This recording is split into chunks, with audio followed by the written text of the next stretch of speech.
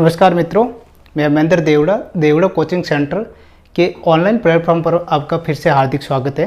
आज हम भारतीय संविधान के स्रोत यानी भारतीय संविधान के स्रोत में भाग 4 लेकर आए। संविधान के भाग जो संविधान के भाग है 22, उनका उल्लेख आज करेंगे हम।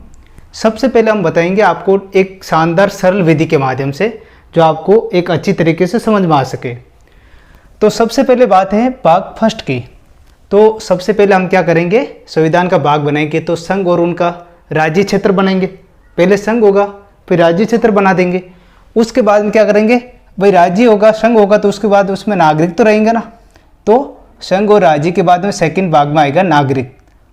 नागरिक के बाद में क्या करेंगे, हमारा जो मूल कर्तव्य क्या होगा, मूल अधिकार बनाता।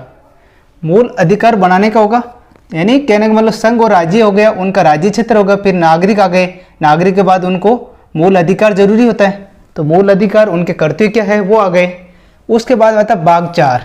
तो भाग 4 के अंदर क्या होता है कि राज्य के जो मूल अधिकार है जो लोगों का, उनमें राज्य के एक नीति निर्देशक तत्व यानी उनके मूल कर्तव्य के बारे में उल्लेख करते हैं, यानी मूल अधिकार और उनके मूल कर्तव्य।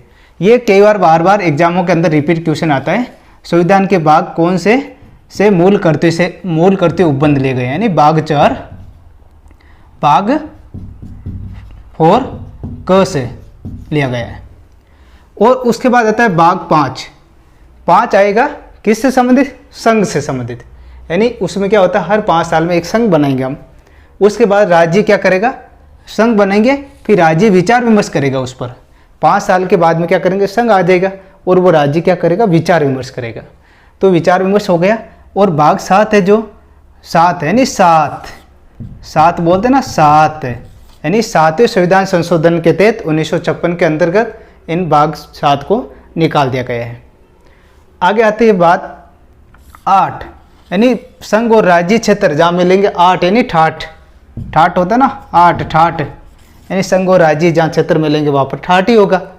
तो उसके बाद आता है आगे भाग 9 बोलते ना, कोई गांव के अंदर कोई व्यक्ति है, कोई अच्छा सा थोड़ा सा पढ़ा लिखा अच्छा सा पैसा है उनके पास, तो लोग बोलते हैं तू इस बार तो पंचायत का चुनाव लड़ ले, तेरे पंचायत का सदस्य नामांकन हो जाएगा, ये हो जाएगा।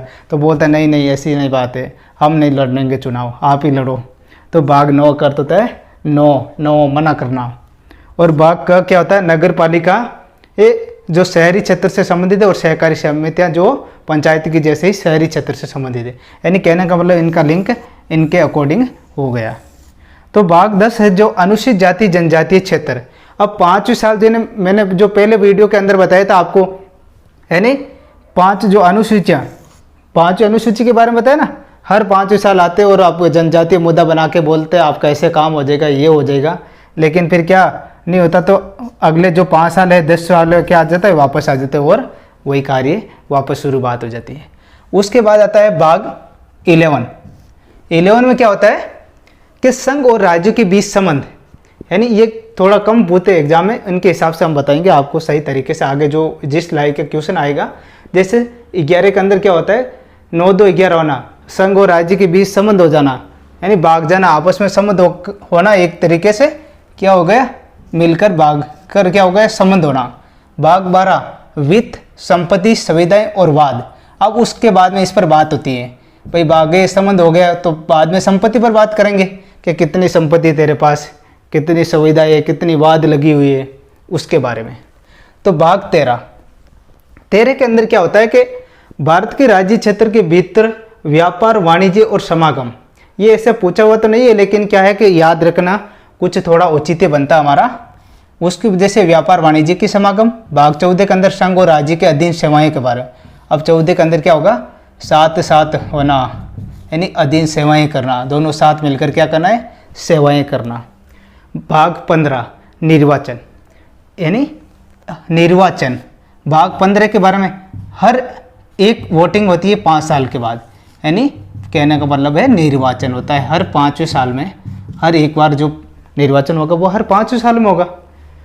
भाग 16 कुछ वर्गों के संबंध में विशेष नियम के बारे में, यानी भाग 16 के अंदर कुछ वर्ग ऐसे उनके विशेष नियम होते हैं।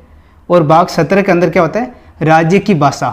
अब जैसे मान लो कोई नाम ले लो आप, कोई राजू नाम का जैसे कोई लड़का है, वो क्या है, उनकी भाषा सही नहीं, वो 17 साल का हो गया और बोलता है 18 साल हो गया तो चुनाव लड़ूंगा। तो घर वाले डांटते हैं, तू 17 साल का तो हो गया, अभी तक भाषा ही पता नहीं है तो क्या चुनाव लड़ेगा। भाग 17 यहाँ हो गया। अब भाग 18 में क्या है, आपात उपबंध, आपातकाल। अब जैसे मान लो कोई किसी की बच्ची 16 साल की है, वो शादी करना चाहता है, तो उसके सामने तो आपात ही खड़ा होगा, आपातकाल ही होगा। तो वो क्या करेगा कि नहीं मैं 18 वर्ष की होगी तभी करूँगा, जब तक मेरे के सामने कोई भी आपात नहीं होगा, यानी आपातकाल नहीं होगा। आपातकाल शब्द जो जर्मनी देश से लिया गया है भारतीय संविधान के अंतर्गत, जो मेले में पढ़ा है ना, मनी कहाँ पर काम आती है आपातकाल के समय। भाग 19 है प्रकीर्णन, यानी प्रकीर्णन, ये शब्द थोड़ा ध्यान रखना इसके बारे में। भाग 20 के अंदर संविधान का संशोधन। अब काफ़ी साल हो गए, 18 साल 19 साल हो गए, तब जहाँ थोड़ा सा सोच लेते हैं संविधान में संशोधन कर दे कुछ न कुछ, ये प्रक्रिया।